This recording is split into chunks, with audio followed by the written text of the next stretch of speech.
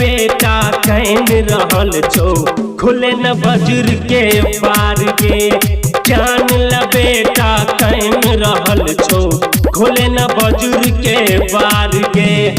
अलियहु तोरे दुआर में मैया को दे हमरा उधार गे।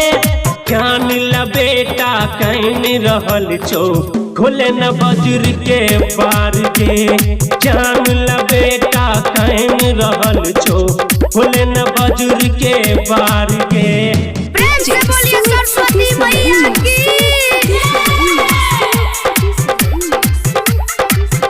माँ लक्ष्मी रिकॉर्डिंग स्टूडियो बहेड़।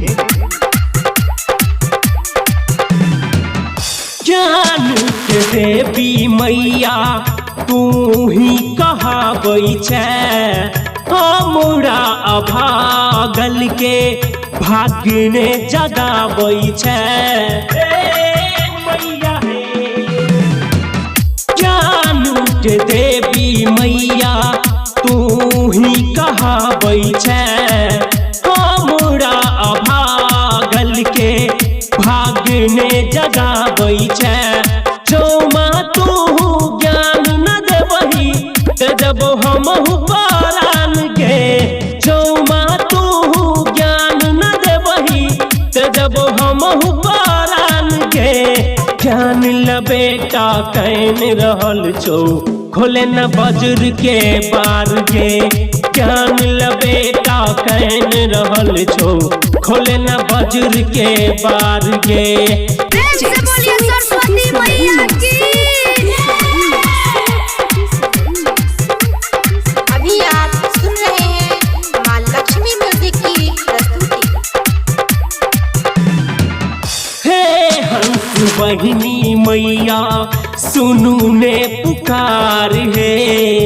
केते नोर से कनै छी देखू हमर हाल हे। मैया हे हंस बहिनी मैया सुनू ने पुकार हे। केते नोर से कनै छी देखू हमर हाल हे। बीके कुमार के विनती सुनियो अपना दरबार में।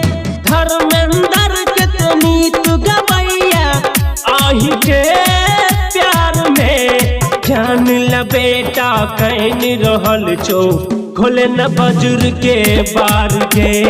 जान ल बेटा कैन रहल छो खोले न वज्र के पार गे। अलियहु तोरे